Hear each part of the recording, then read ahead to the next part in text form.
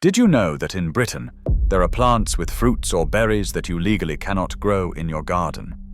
It is not just about climate or what looks pretty. Some of these plants are actually banned because they threaten native habitats, spread too fast, or carry diseases. From slippery invasives hiding behind harmless berries to shrubs that choke riversides, these forbidden fruits and plants have incredible stories behind the restrictions. Let us explore 20 plants with fruit or berry traits that you will not find legitimately cultivated in British gardens, and why the authorities want them kept out. Known as the vine that ate the South, kudzu is a rampant climber introduced as an ornamental and for erosion control.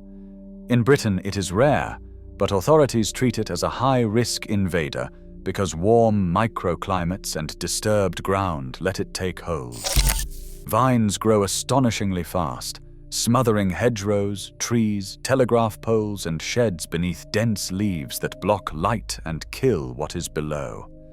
Every node roots wherever it touches soil, and tough tap roots store energy for repeated comebacks after cutting. Seeds hitch rides along railways and roadsides, and fragments root with ease. Early patches can look romantic, but leave them a season, and you are facing a living tarpaulin that peels habitats off the landscape. Control is grueling. Repeated herbicide, digging, and vigilant follow-up for years. Gardeners sometimes underestimate it because Britain seems too cool, yet sheltered urban pockets prove otherwise. Choose native climbers instead. Prevention and a firm, legal, zero-tolerance approach. Act swiftly to prevent. Water lettuce looks like a floating rosette of soft, velvety leaves, the perfect pond ornament, until it multiplies. It reproduces by seed and by stolons that bud off daughter plants, forming rafts that knit together across still water. Those rafts block sunlight, reduce oxygen, and smother submerged plants and fish. In Britain, heated ponds, glass houses, and outflows from aquaria allow it to survive winters, so regulators prohibit sale, possession, and cultivation. A single handful tipped from a tank can seed canals for miles, drifting into nature reserves. Removal is not as easy as skimming a net. Miss a few small plants and the problem resets in weeks. As mats rot, they foul water and clog pumps, sluices, and angling swims. Ducks may raft on it, but wildlife underneath suffers. If you inherit a pond with water lettuce, bag it, dry it, and bin it. Never compost. This plant belongs on Britain's blacklist, not in backyard ponds. Act swiftly. Japanese hop is not the brewing plant. It is a fast annual vine that races up fences, hedges, and young trees, then hauls everything down under a scratchy green curtain. In summer, it can run several meters, using hooked hairs to cling and irritate skin. Seed production is prolific. Rivers carry it from gardens into floodplains, where it carpets banks, shades wildflowers, and impedes access. Because early eradication is cheap compared with later crisis work, Britain lists it for strict control. No sale, no planting, no cultivation. Mechanical removal must be thorough before seed set. Gloves are essential. Where it establishes in continental Europe, managers report lost meadows and overrun towpaths within seasons. Confusion with common hop can delay action. Learn the leaf shape and the bristly stems, and watch river margins after floods. If you see it, report it, then remove it before it drops seed. Left unchecked, Japanese hop turns green lanes into strangled tunnels. Acti. Despite the celestial name, this is a street-cracking, wall-warping pioneer tree that thrives on disturbance. Females release clouds of papery samaras. Roots travel far, sending up suckers through lawns, patios, and even cellar walls. The species also deploys allelopathic chemicals, leaving soil hostile to competitors so it can dominate light and water. In Britain, it's listed as a species of special concern. Sale and intentional planting are prohibited, and allowing it to reproduce risks enforcement. Felling alone is risky. Stumps resprout in rings and roots fire shoots meters away. Effective control combines drill and fill herbicide on living stems, follow-up treatments, and excavation where practical. In cities, it colonizes railway cuttings and derelict plots. In the countryside, it invades embankments and rides. Left to mature, its brittle wood sheds limbs in wind, adding hazard to nuisance. Don't be seduced by quick shade. The long-term legacy is cracked masonry and sterilized ground. Act swiftly to prevent spread. Beloved in front gardens for glossy foliage and winter berries, cotoneasters feed thrushes and blackbirds. Then those birds repay the favor by sowing them across cliffs, quarries, and limestone screes. Several species are now listed under Schedule 9 because they outcompete rare natives on open rock and railway banks. They're low, matting growth shade seedlings, while dense root plates stitch into crevices and are devilish to lever out. Gardeners often can't tell the regulated species from permitted ones, so a safe hedge becomes a problem when berries ripen. Removal means cutting, careful stump treatment to stop resprouting, and long vigilance for bird-sown volunteers. If you want winter color, choose rowan, holly, or native crab instead. Pollinators and birds still benefit without the ecological hangover. Seeing scarlet berries against mortar is picturesque. Seeing them below on a protected cliff is not. These shrubs may look modest, but they punch far above their weight for Britain's rarest plants. Act swiftly to prevent spread. Salal arrived with good intentions, an evergreen ground cover for shade, tidy all year and sprinkled with edible purple berries. In Britain's oceanic west, it found paradise. Underground stems braid through leaf litter, and glossy leaves form dense shade that excludes bluebells, violets, and seedling trees. Birds spread the berries, and new thickets erupt on heathland edges and in coastal woods. Listed on Schedule 9, it is an offense to plant salal or to cause it to grow in the wild, and land managers spend winters cutting and summers spot treating resprouts. Pulling small plants can work if every last rhizome fragment is teased out. Otherwise, the carpet returns thicker. Floristry demand once drove plantings, now conservation drives removals. If you crave edible hedging, plant bilberry, blackberry, or a heritage gooseberry instead. The lesson is simple. Resilience in a garden can become domination outside the fence. Don't gift tomorrow's problem to Britain's shaded western woods. Chilean rhubarb. A showpiece with leaves like umbrellas, Chilean rhubarb transforms damp corners into Jurassic theater, then keeps going. Huge rhizomes march outward, spiky petioles defend territory, towering seed plumes shed countless grains that ride wind and water to colonize valleys. Along Atlantic coasts of Britain and Ireland, it overruns stream sides and slopes, smothering ferns and meadow communities beneath permanent shade. Because mislabeled hybrids confused gardeners for years, regulators now restrict both Gunnera tinctoria and lookalikes. No sale, no planting, no propagation. Control is heavy work. Cut leaves, treat crowns, dig rhizome plates, and revisit repeatedly as buried fragments reshoot. Composting spreads it. Disposal must be secure. Don't confuse it with edible rhubarb. They are unrelated, and this giant won't sweeten your crumble. If you want architectural leaves, try native butterbur in contained beds. Scenic bully. Chilean rhubarb behaves like a scenic bully, striking in photos, ruthless in the field, a colonizer on Britain's soft, wet coasts. Act swiftly to prevent. Leaves make aquaria look lush, which is exactly the problem when it escapes. In still waters, it forms submerged forests that steal light from pond weeds and charophytes, collapse oxygen levels and tangle propellers and nets.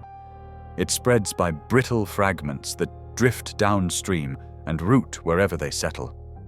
One aquarium dump can seed a river for miles. The UK banned sale and cultivation after European lakes saw rapid, explosive takeovers. Eradication is costly. Cutting creates confetti. Herbicides struggle underwater. Dredging harms what you are trying to save. Prevention is the only reliable strategy. Buy native oxygenators, quarantine tank plants, and never pour aquarium contents outside. If you find it, report and act before flowering and fragmentation begin. Cabomba looks delicate in a tank. Outdoors, it is industrial in its impact. Choose caution over ornament. Act swiftly to prevent spread and comply. New Zealand pygmyweed is small, relentless, and amphibious.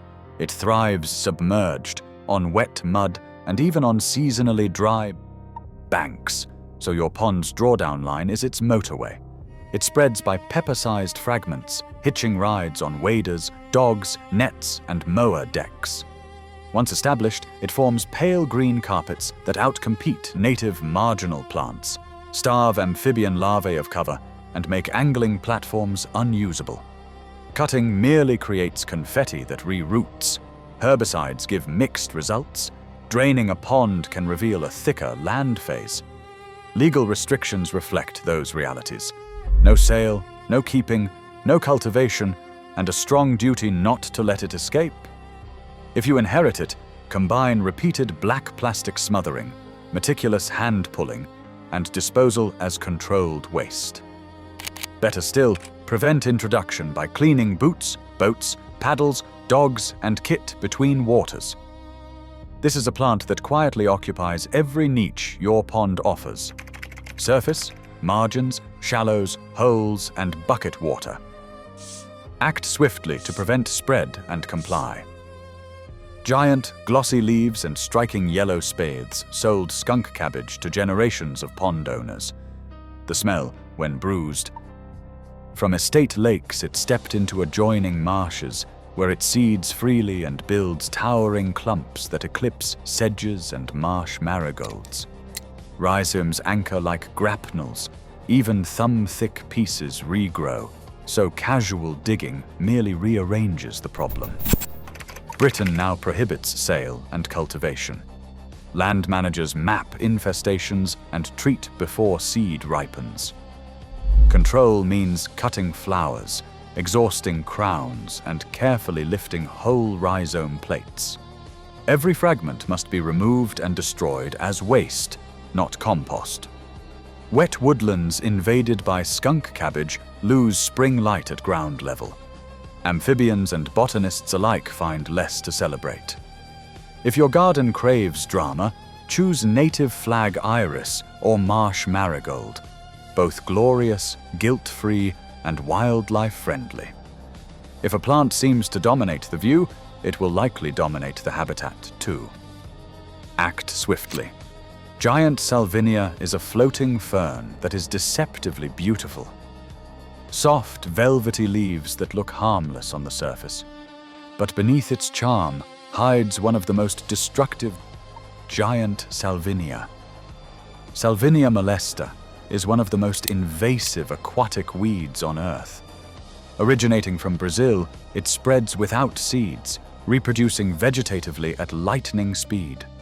A single tiny fragment can double its biomass within days. When left unchecked, giant salvinia forms thick mats that suffocate lakes and rivers, cutting off oxygen, killing fish, and blocking sunlight. The dense layer traps heat, making it almost impossible for native species to survive. In tropical climates, it has shut down entire waterways. Even in Britain, it poses a risk in greenhouses, heated ponds, and aquaria. Recognizing its danger, the UK banned its sale, transport, and cultivation under invasive species law.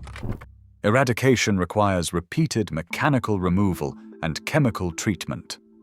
Its story serves as a warning. One exotic pond fern can turn a peaceful ecosystem into a lifeless swamp almost overnight. Once praised for oxygenating ponds, curly waterweed has become one of Britain's most disruptive aquatic invaders. Native to southern Africa, it was introduced through the aquarium trade and quickly escaped into the wild.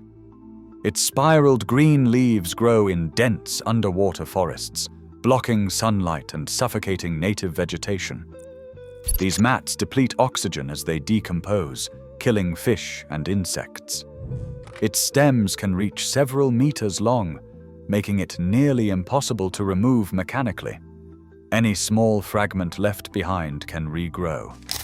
The species thrives in cool, clear waters, making Britain's lakes and canals the perfect habitat. Now listed as a prohibited plant, it is illegal to sell, plant, or allow it to spread in the wild. Local authorities spend thousands each year dredging infested waterways, only to see it return. What began as a helpful aquarium plant has become a silent strangler, proving that even beneficial species can cause devastation once nature loses control. With its vibrant yellow flowers and floating green mats, water primrose looks like the perfect addition to a pond, but it is one of Europe's most aggressive aquatic weeds. Originally imported from South America for ornamental gardens, it escaped into British wetlands, where it grows explosively. Each plant can double in size within a month, forming dense, impenetrable mats that starve fish and plants of light and oxygen. It reproduces by both seeds and fragments, making eradication a nightmare. Even after removal, a single piece can restart an infestation. In France, it has overtaken entire wetlands, choking rivers and canals. Britain acted swiftly, banning its sale and cultivation to avoid a similar disaster. Conservationists now race to remove early outbreaks before they spread. Its golden flowers disguise its true nature, a suffocating invader capable of transforming tranquil ponds into stagnant wastelands in a single summer. Parrot's feather was once adored for its bright, feathery foliage that glistened in ornamental ponds. But beneath that beauty lurks an invader that refuses to die. Native to South America, this aquatic plant spreads rapidly through fragments that easily break off and root elsewhere. Within weeks, it forms thick green carpets across ponds, canals, and ditches, blocking light and reducing oxygen levels. These mats suffocate native aquatic plants and fish, turning once clear waters into stagnant, lifeless pools. It also provides ideal breeding grounds for mosquitoes in summer. Removing it is notoriously difficult. Every piece left behind grows anew. Dangerous. Recognizing the threat, the UK government banned its sale and cultivation in 2014. Even today, pond owners are warned to check their water features carefully. Parrot's feather proves that beauty in a garden can become destruction in the wild, a living reminder of how quickly ornamentals can turn invasive. Few plants look as serene as water hyacinth, with its glossy leaves and lilac blooms floating gently on the surface. But its calm exterior hides chaos. Native to South America, this plant grows faster than almost any other aquatic species, forming mats that suffocate entire lakes. Each plant produces thousands of seeds and new daughter plants, creating vast floating carpets that block sunlight and deprive fish of oxygen. In tropical countries, it is infamous for clogging rivers and irrigation systems. In Britain, it is banned from sale, possession, and cultivation, even in indoor ponds, because just one escaped plant can spread through heated waterways. Eradication requires constant removal and monitoring. What once symbolized exotic beauty has become a global menace, forcing governments to act before it is too late. Water hyacinth's story is a lesson Britain has learned from others' mistakes. Never underestimate how fast beauty can turn invasive. Floating pennywort may look like a pretty pond plant, but it is one of Britain's fastest-growing aquatic invaders. Its round leaves form thick mats that expand up to 20 centimeters a day, blanketing rivers and ponds in a matter of weeks. Native to the Americas, it was introduced through the aquatic plant trade in the 1980s. Once established, it blocks sunlight, starves fish of oxygen, and clogs waterways so severely that boats cannot pass. Fragments just a few millimeters long can start new colonies, making removal a constant battle. Rhododendron ponticum was once the pride of Victorian gardens, its vivid purple flowers covering grand estates. Today, it is one of Britain's worst invasive species. Imported from southern Europe in the 18th century, it escaped into the wild and took over vast areas of woodland. Its thick, evergreen canopy blocks out sunlight, preventing native plants from growing. The leaves contain toxins that deter grazing animals, while the plant itself hosts a deadly fungus, Phytophthora ramorum, known as sudden oak death. It spreads by releasing millions of tiny seeds each year, carried easily by the wind. Under the Wildlife and Countryside Act, it is illegal to plant or allow it to grow in the wild. Removal is difficult and costly, as it regrows from stumps if not properly treated. Once a symbol of elegance, rhododendron has become a floral tyrant, painting Britain's hillsides purple at the expense of everything that once grew beneath it.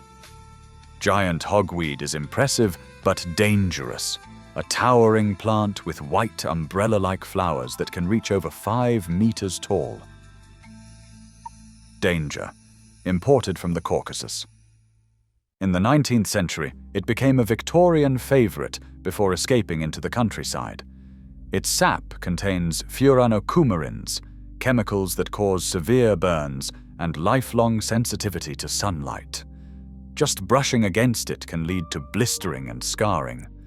Problem: each plant produces up to 50,000 seeds that can survive for years in soil, making eradication nearly impossible. It spreads rapidly along rivers, where the seeds are carried downstream. The UK government strictly controls its growth under invasive species laws, with heavy fines for those who allow it to spread. Conservation teams remove it wearing full protective suits. Warning: giant hogweed is a stark reminder that not every exotic showpiece belongs in Britain. Sometimes beauty in bloom hides danger beneath its roots. Infamous. Japanese knotweed is Britain's most infamous invasive plant, a horticultural mistake turned national obsession. Introduced in the 1800s as an ornamental, it was admired for its bamboo-like stems and lush leaves. But its underground rhizomes can grow through concrete, tarmac, and brickwork, destroying foundations and devaluing homes. Himalayan balsam's pretty pink flowers disguise a serious problem. Introduced in the 19th century as a decorative garden plant, it quickly spread across Britain's waterways. Each plant produces seed pods that explode at the slightest touch, flinging seeds several meters away. These seeds float downstream, colonizing riverbanks and wetlands in no time. The plant grows so densely that it smothers native vegetation, leaving riverbanks bare and unstable when it dies back in winter. This accelerates erosion and increases flood risk. Its nectar-rich flowers attract bees, but they draw pollinators away from native species. Under UK law, it is illegal to plant or cause it to grow in the wild. Volunteers nationwide now spend summers pulling it up by hand, trying to reclaim natural habitats. Himalayan balsam is a prime example of how a single ornamental plant, admired for beauty, can become a nationwide ecological headache. If you enjoyed this look at Britain's forgotten and forbidden plants, make sure. Japanese knotweed is Britain's most infamous invasive plant, a horticultural mistake turned national obsession. Introduced in the 1800s as an ornamental, it was admired for its bamboo-like stems and lush leaves. But its underground rhizomes can grow through concrete, tarmac, and brickwork, destroying foundations and devaluing homes. Just a fingernail-sized piece of root can create a new plant. Growing up to 3 meters tall in one season, it dominates everything around it. Mortgage lenders often refuse loans on properties where it is found, forcing homeowners into costly eradication programs. Under Schedule 9 of the Wildlife and Countryside Act, it is illegal to plant or cause knotweed to spread in the wild, and its disposal is tightly regulated. Entire industries now exist solely to manage it. Once celebrated for its exotic charm, Japanese knotweed has become the ultimate warning that some imports should have stayed abroad. Himalayan balsam's pretty pink flowers disguise a serious problem. Introduced in the 19th century. As a decorative garden plant, it quickly spread across Britain's waterways. Each plant produces seed pods that explode at the slightest touch, flinging seeds several meters away. These seeds float downstream, colonizing riverbanks and wetlands in no time. The plant grows so densely that it smothers native vegetation, leaving riverbanks bare and unstable when it dies back in winter. This accelerates erosion and increases flood risk. Its nectar-rich flowers attract bees, but they draw pollinators away from native species. Under UK law, it is illegal to plant or cause it to grow in the wild. Volunteers nationwide now spend summers pulling it up by hand, trying to reclaim natural habitats. Himalayan balsam is a prime example of how a single ornamental plant, admired for beauty, can become a nationwide ecological headache. If you enjoyed this look at Britain's forgotten and forbidden plants, make sure to subscribe. There's plenty more history, mystery, and nature's hidden stories coming soon.